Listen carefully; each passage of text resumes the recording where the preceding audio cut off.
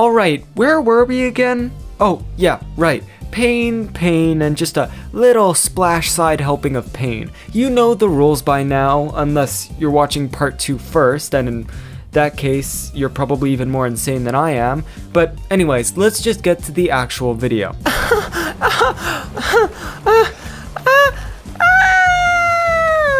Oh, wait, seriously? Did I just walk across a wooden bridge in a video game without it snapping?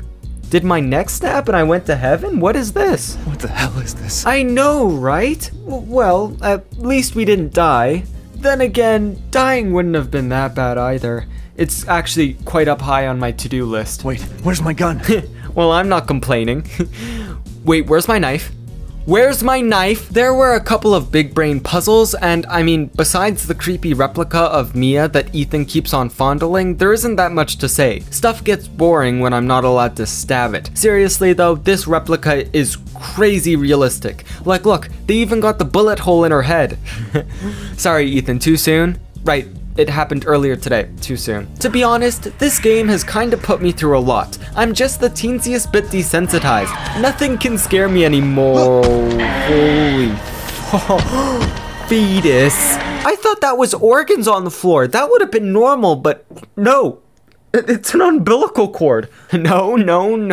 Sorry, we've reached our maximum occupancy of 0 fetus babies. Sorry about that. Man, when I get a hold of this doll, I am gonna punt it so hard. This laughing is so annoying. Okay, it was creepy with the laughing, but now that it's stopped, it's somehow creepier. She's just wearing a burqa, Ethan. Why are you so scared? Well, okay, yeah, you are American. That makes sense. You do this to Rose, too. Is that even a question? How else would you discipline a child? What the hell, Ethan? Why did you pick up the doll that was literally just trying to murder you? I don't care if it's dead now or if you can sell it to Duke. It's creepy as hell. And it probably came from hell too. Oh, hey, there are actually zombies in this game. Nice to see you.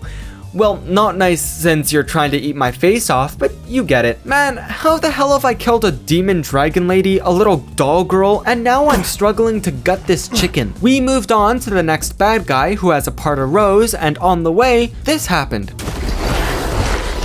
Yeah, I don't really know why, but I was kinda tired of running away, so I actually faced off against it, meaning it tore my face off. Looking back, I realized that I was just kind of staring at its butt for 10 minutes, but then it died, so if it works, it works. Coming off this high, I forgot to save, and I had to do it again. I had to fight the werewolf again! God, kill me now! No! Werewolf, I wasn't talking to you. We finally got to meet up with the third monster, and getting Rose back was surprisingly easy. He was just watching TV. Hey kiddo, what you watching? Alright, where were we again? Oh, yeah, right. Okay, come on, it's not that bad. This guy's power is making me puke whenever I look at him, but he also has complete control over fungus. Or so I've heard. Who's this Gus person and how is he so fun? I've reached new levels of stupid pun. We then got a boat section and this puppy controls like a dream. That's what I'd be saying if it was opposite day. This thing is atrocious. I mean, how the hell did you put tank controls on a boat? Leave it alone, Ethan. You are out of your depth. Whoop-de-doo, Sherlock. You could have told me that 3 hours ago when I killed off the entire bloodline of weird dragon bloodfly people. Yeah, we got to meet up with Chris and we don't get the warmest welcome. Chris unfortunately gets eaten up before he can explain anything, and now for the big fish. The fuck is wrong with you? I don't know. Have you looked at the guy? It looks like everything is wrong with him.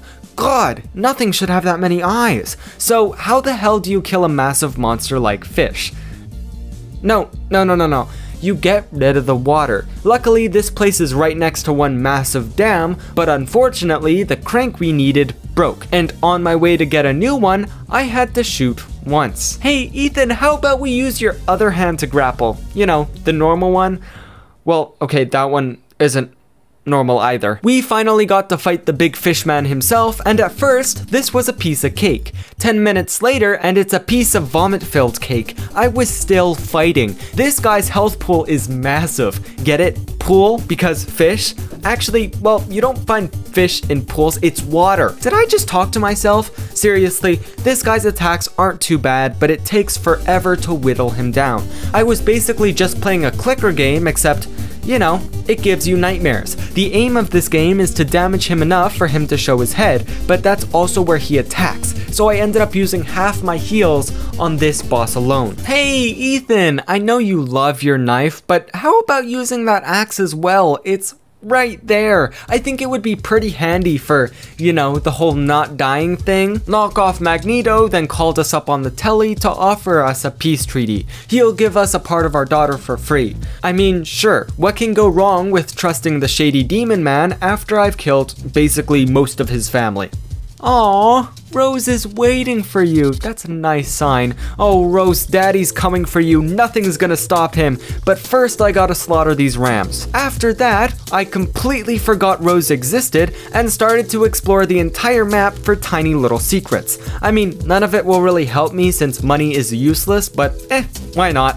Oh, yeah, because I have a daughter that's now dismembered and stuck in tubes, that's why not. Scuffed Magneto set up a little test for me, and you already know what I did, cause come on, you know me, the man who single-handedly, literally, killed a dragon, megalodon, and werewolf. Yep, I ran away like a baby. Surprisingly, this strategy worked out quite well. Okay, big guy. Yeah, let's go! Actually, now that I've analyzed the situation, let's go. Like, let's go in as let's leave. Now it's boss fight time, and oh boy, this boss. I think I spent over an hour on this section. I could go in depth and explain to you why this fight was hard, or I could just say I had a small knife and he had a massive hammer. I spent over an hour on this boss to no avail at all, so I skunked down into my chair and actually lowered the difficulty when the game offered. I then went on to beat him on my first try, and while I won, it just didn't feel right. What is the point of this channel if not for me to suffer? So suffer I shall. I went back to a previous save and started to prepare. This fight is almost completely about blocking, so I decided to get the upgrade that significantly upgrades blocking. To do this, I had to find a majestic white pig, go fishing with my knife, and stole some meat from this giant cannibal. Don't think too hard about that last one. So I hopped back in, still not very hopeful, but I focused on his weak points, and surprisingly, I beat him on my first try. Salvation! You can see how happy I was when I finally beat it. That, or I had a seizure, honestly, I forgot. Then, not 5 minutes later, I nearly died to a zombie before saving. And trust me, if that zombie actually got me, I would have failed the gun challenge, because I would have used one on myself. We collected Rose's last piece, and ta-da! Now we have a giant stone chalice. Wait, Ethan, you're carrying it? How? I knew you were buff, but you're giving Boulder Bashing Chris a run for his money. Anyways, we put down the chalice, which opened up a secret bridge and started a secret elevator. Really? You need 2 secret entrances for your secret base? Well, whatever, I won't think about it too hard, because mainly thinking hurts for me. Oh, come on then. Don't worry. It's not a trap. You know, you saying that makes it 50 times more likely that it's a trap. And guess what? I was right. We met up with Heisenberg and... Wait, have I even said his real name yet? It's Heisenberg. Yeah, we met up with him. You know, this place would actually be really pretty if it weren't for the dangling corpses. At least I hope they're corpses. Please don't tell me they're alive. Okay, that guy is definitely gonna pop out the second I turn on the power. So if I just... don't look at me that way. Don't think of it as cowardly. Think of it as preemptive striking. Okay, it's been a solid minute. He actually just might be dead. Oh, he's not dead. He's not dead. Hey, I know making a mold of something usually takes a while, but could you hurry up a little bit? I'm on quite a strict deadline, meaning there's a monster behind me that very much wants me dead. Wait, there's a push attack in this game and you're only telling me now? Oh my god. How can I be both happy and extremely angry at the same time? I then had to shoot 4 more times in order to stop this fan, and this whole section was just uneventful. Wait, what? I'm still alive? How? That was a death animation, and I'm pretty sure, according to the massive hole where my heart used to be, that I should be dead. We then got to learn more about the enemies. The regular Murderbot 3000s are weak in the chest area, and the flying upgraded ones are weak to explosives. I mean, yeah, isn't everything weak to getting blown up in the face? You know, I could use guns, but screw it, fan, I'ma knife you. Yeah. Okay, maybe in hindsight, trying to knife the giant murder fan wasn't the best idea. Being serious, I had to shoot once. I was able to hit the button a couple of times, but it was just a teensy weensy bit too late. Like paralyzed Ethan by the waist down too late. Shit, that was close. Trust me, that could have been a lot closer. A lot closer. We then got to learn more about Heisenberg, and apparently he has some major mommy issues, alongside all his other issues. It's dark. Thank you, Ethan, for mentioning that for the blind people in the audience. However, I'm pretty sure they already know what dark is. It's the only thing they can see. I then tried fighting a demon guy, and let me tell you, do not go hand-to-hand combat against a guy with drills for hands. Holy crap, this has got to be one of the most horrifying things I've ever seen. A room full of ammo. God damn it, it's a boss fight, isn't it? Propeller Face here is a lot of things. Tanky, deadly, and most of all, annoying as hell. I think for a normal playthrough, this would have been a fun and quirky boss, but surprise, trying to knife a spinning propeller isn't the best idea. Oh wait, we've already learned that lesson. This boss was really just your standard bullfight. Wait for him to charge and then attack. Well, most bulls don't have an attached flamethrower, but you get it. However, the absolute most annoying thing about this boss is that if he hits you, he doesn't just hit you once, he hits you like 3 times, essentially turning us into an Ethan smoothie, which I'm sure would pair nicely with a Jill sandwich. Oh, I'm so glad to finally meet you. I'm your biggest fan. I bet you've never got that one before. Actually, can you even hear me? You know, on the account of you not having ears or a brain anymore? Let's see what loot I got for killing that guy. Wait, Ethan, did you just pick up a used cigar in an ashtray? Okay, I know you've been hit in the head a lot, but still. Ethan, you are aware that you're shooting Magneto with a metal gun, right? Jesus, the plot holes in this game are bigger than the holes in Ethan's chest, and trust me, that's saying something. Okay, can I be honest? I prefer your old look just a tad bit more. Yeah, whatever his name is, transformed into a monster. Well, he did wear sunglasses indoors, so he transformed into even more of a monster. After taking a little dip, we met up with Chris, who explains everything. Apparently, the big mommy in this game shape-shifted into Mia, and that's who was shot. And this job is hard enough without civilians getting in the way. Wait, no, screw you! I just took down 3 of the lords in this and collected my daughter. What the hell have you done, Chris? Besides knocking me out every single time we've met. Thanks for that, by the way. The head trauma has started to get to me, and I've started to pick up random cigars. Then it was time for the Iron Giant, and not a lot to say here other than I had to shoot twice. Okay, look, you're probably asking about the giant chainsaw attached to my arm, and unfortunately, from my testing, it doesn't actually do any damage. It's just for parrying. Yeah, kind of a bummer. No, you're losing this fight to a man with a knife. If anything, I feel pity. Finishing him off, we got to talk to Miranda, and since I'm taking her in, I'll read her Miranda rights. Get it? You like that? Okay, a no would have sufficed. Yeah, she rips out our heart and then proceeds to drink it. Honestly, the scariest part about this is that I'm not even shocked.